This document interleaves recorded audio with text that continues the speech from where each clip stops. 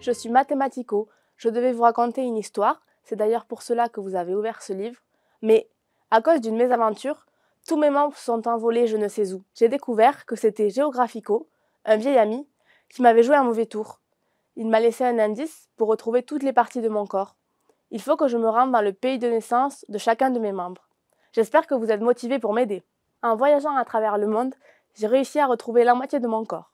Je vais maintenant aller chercher le triangle qui forme une partie de mes jambes. Où est-ce qu'il faudrait que je me rende pour le trouver? Vous avez une idée? Moi, quand je pense à triangle, le nom de Pythagore, avec son célèbre théorème, me vient en tête. Il est né à Samos, une île grecque. Je vais donc me rendre là-bas. Juste après mon arrivée, je tombe très rapidement sur une immense statue de Pythagore. Au pied de cette dernière est assis un vieil homme qui m'observe. Lorsque je m'approche, il m'interpelle. « C'est toi qui cherches tes jambes ?»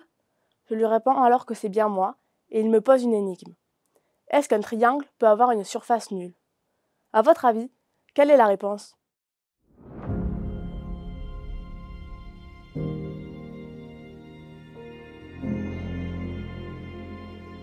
Mathematico est un conte mathématique qui aborde de nombreux concepts mathématiques à travers les différents symboles qui composent Mathematico.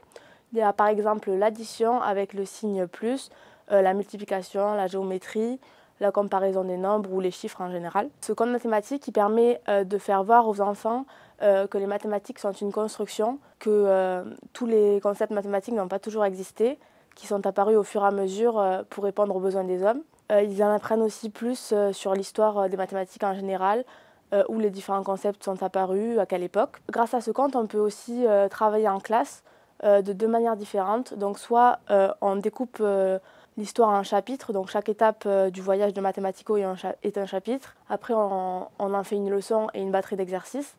Et donc, ça nous dure sur toute l'année ou plusieurs périodes. On peut aussi lire le conte en totalité à la fin de l'année pour s'en servir de bilan. Il nous permettrait donc de voir ce qui a été acquis ou non par les élèves et aussi de consolider les connaissances et les compétences qui sont plus fragiles.